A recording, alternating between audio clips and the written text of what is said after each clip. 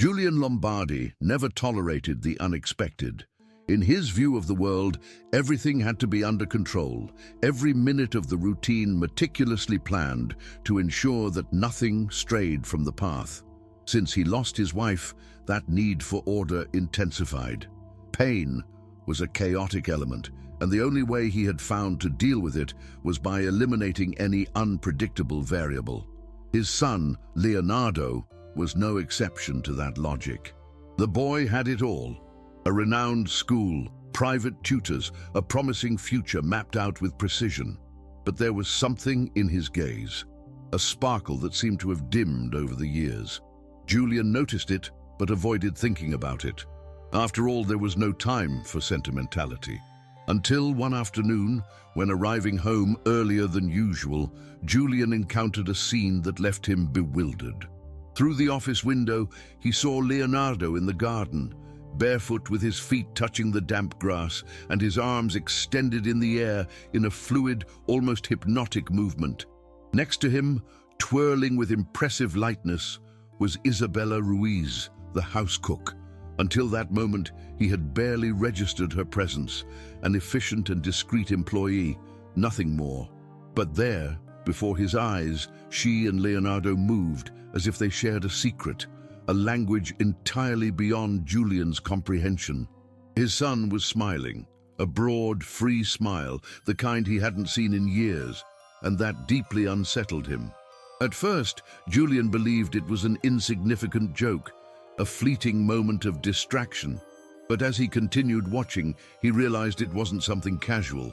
Leonardo followed Isabella's movements with precision, as if he had practiced them before. His body moved with a naturalness that couldn't be the result of a first encounter. Isabella guided him with firm yet gentle gestures, correcting his posture, encouraging him without saying a word. Julian felt a knot in his stomach. How long had this been happening? And more importantly, why did he know nothing about it? His first instinct was to interrupt the scene, open the door, call his son, and question him. But something made him hesitate. Perhaps it was the way Leonardo looked at Isabella, with an admiration he had never seen before. Or maybe it was simply that, for a brief moment, Julian perceived something he would never admit aloud: envy. Not of the dance, not of the lightness, but of the connection that existed there. Something that he, even as the father, had never managed to establish with his son. Julian stepped away from the window, feeling his heart race in a way that made no sense.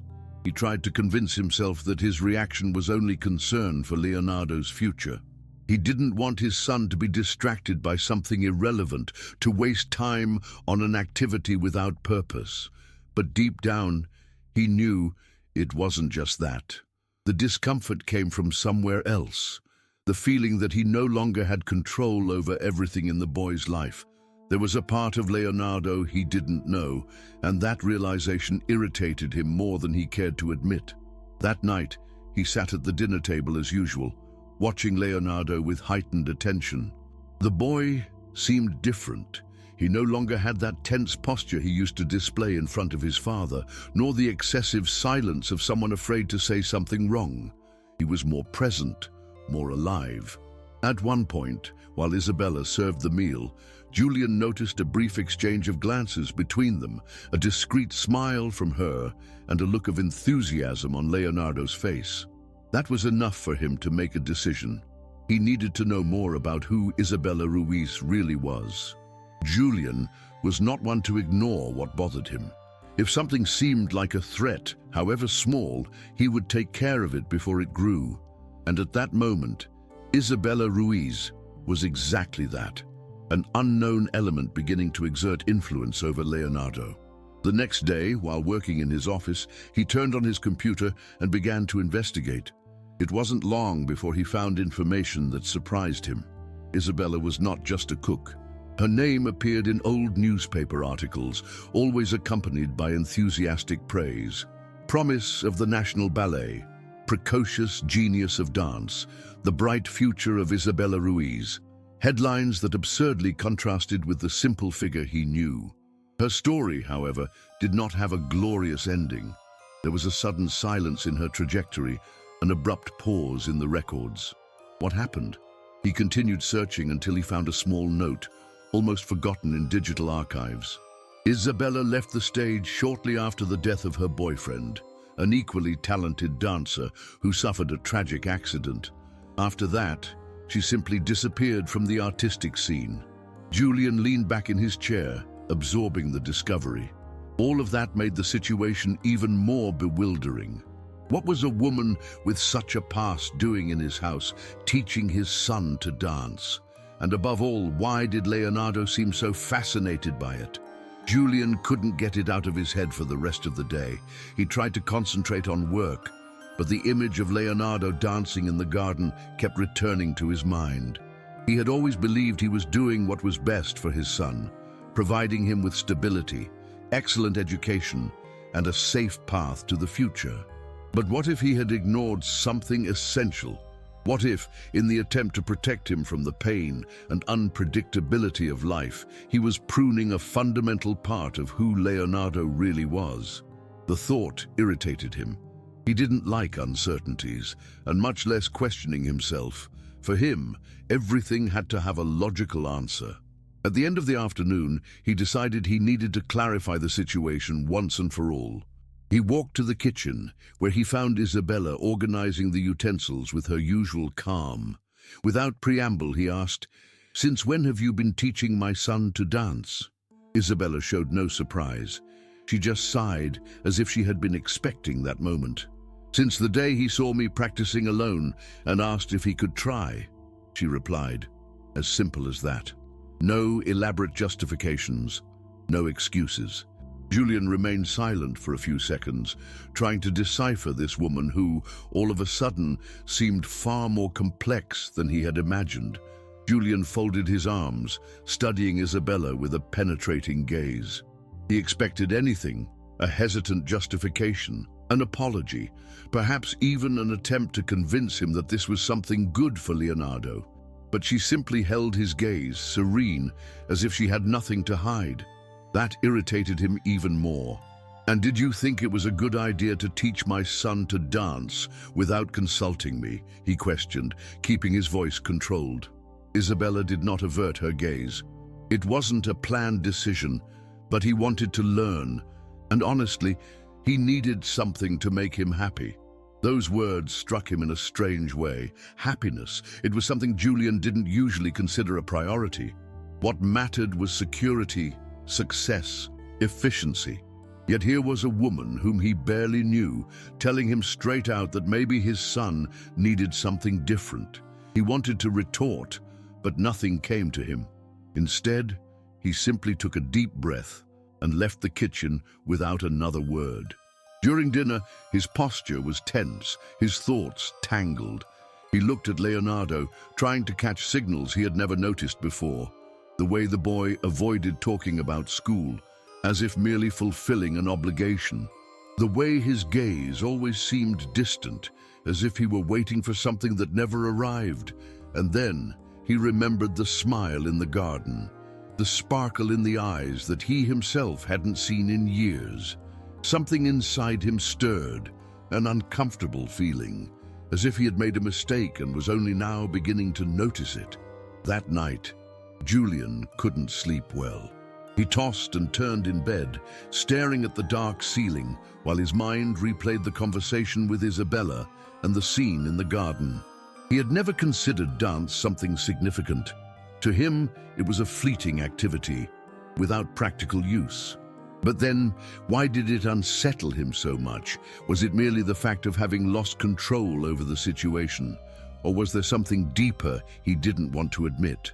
The thought bothered him, because it meant that perhaps, just perhaps, he didn't know what was best for Leonardo. The next morning, Julian watched his son from a distance while he ate breakfast. Leonardo seemed oblivious to his father's tension, yet he was more animated, almost enthusiastic. It was subtle, but noticeable. When Isabella entered the kitchen, the boy's eyes lit up for a brief moment, a detail Julian wouldn't have noticed before. That was enough for him to make a decision. He needed to understand better what was happening. If he wanted to maintain control, he required information. And above all, he needed to ensure that Leonardo wasn't creating unrealistic expectations about something that in the end might lead nowhere. Over the following days, Julian observed Leonardo more closely, without the boy noticing. What began as an impulse to control soon transformed into something more unsettling. He realized that dance wasn't just a pastime for his son. It wasn't something he did in a superficial or disinterested manner. On the contrary, Leonardo showed dedication, practiced when he thought no one was watching, and, most impressively, seemed genuinely happy doing it. It wasn't just a hobby, it was a discovery. And that made Julian feel a mixture of fear and frustration. He had spent years molding Leonardo for a safe, structured path, leaving no room for uncertainties. But now, the boy seemed to have found something that didn't fit into that plan. On a quiet afternoon, Julian decided to test his own limits. He walked to the living room and grabbed the remote, turning on the television to a channel broadcasting a classical dance competition. He said nothing, just waited to see his son's reaction. Leonardo, who was on the sofa, looked up and, for an instant, froze. Then his expression changed. The sparkle in his eyes returned. His breathing deepened a bit. He watched every movement of the dancers with absolute concentration, as if absorbing every detail. In that moment, Julian realized that no matter what he said or did, the dance was already a part of Leonardo.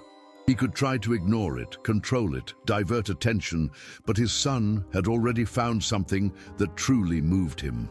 Julian turned off the television without a word and left the living room, but the impact of that scene stayed with him. The way Leonardo had watched the competition, completely absorbed, brought him a strange sensation, something between admiration and distrust.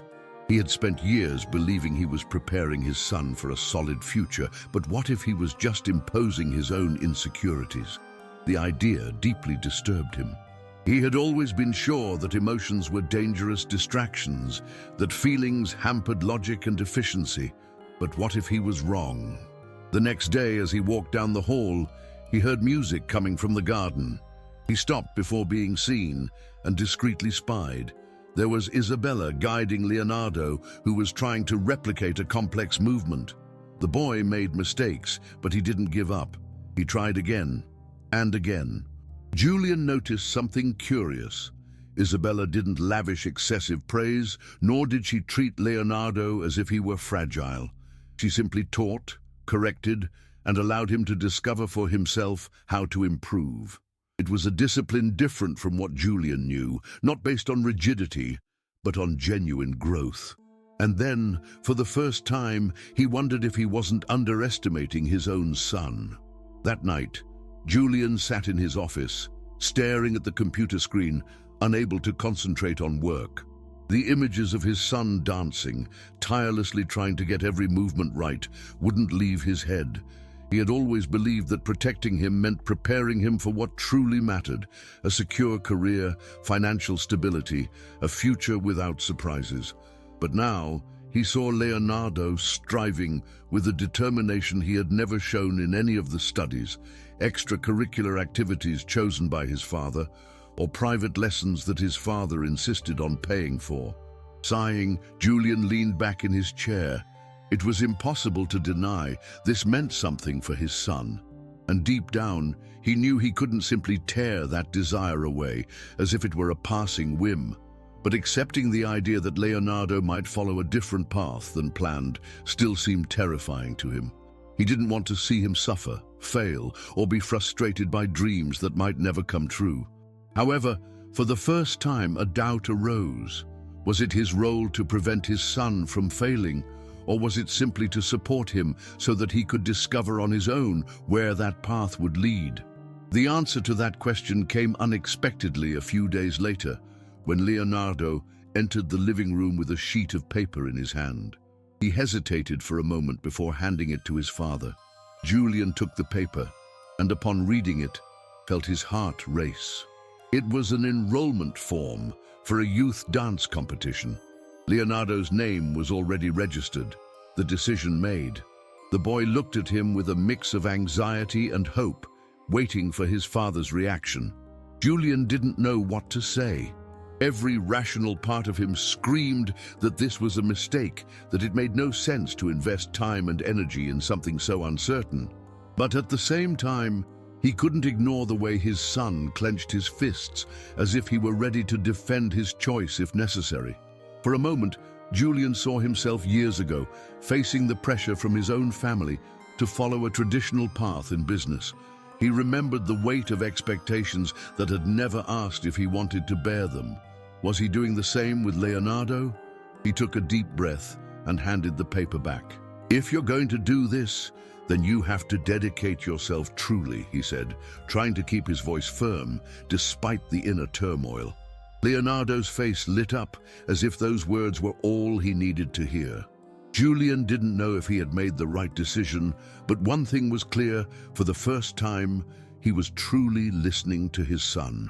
The days that followed were different from everything Julian had experienced with Leonardo. For the first time, he saw his son get up early of his own accord, rush to practices with Isabella, and return home exhausted, but with a sparkle in his eyes that he had never seen before. The boy was determined, and that confused him. How could something that Julian had always considered irrelevant spark so much passion?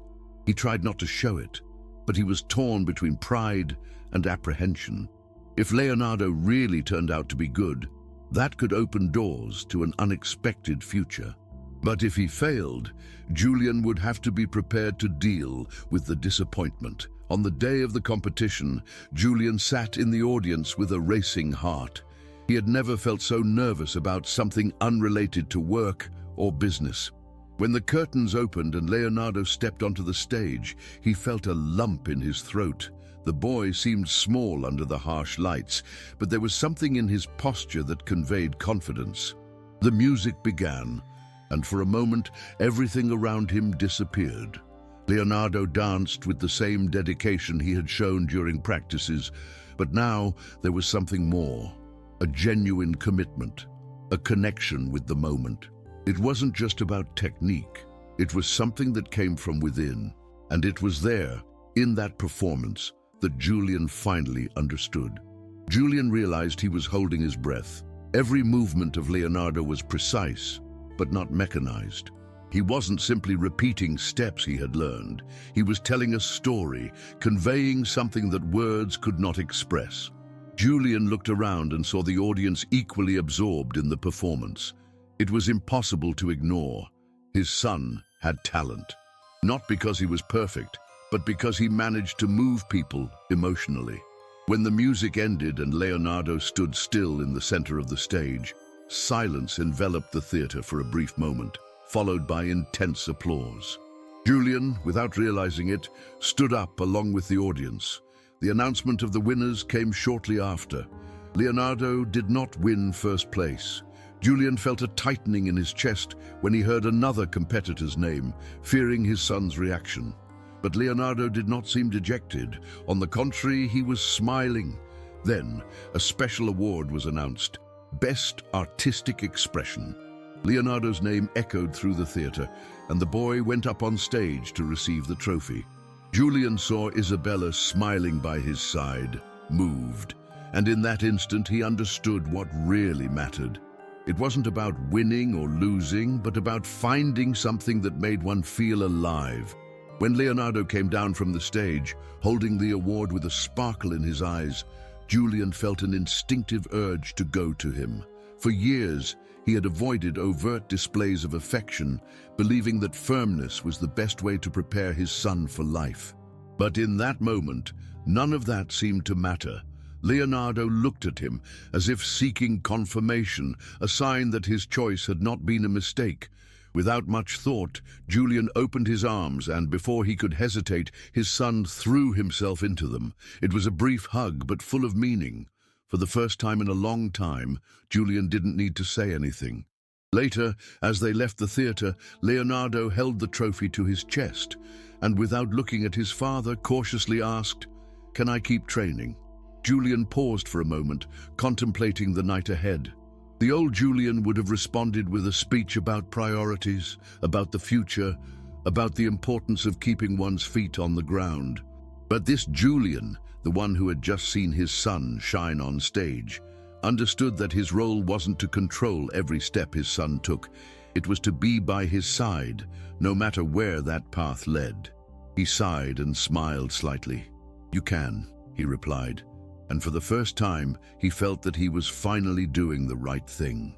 In the days that followed, Julian noticed subtle but significant changes. Leonardo was more confident, more willing to converse and share his ideas.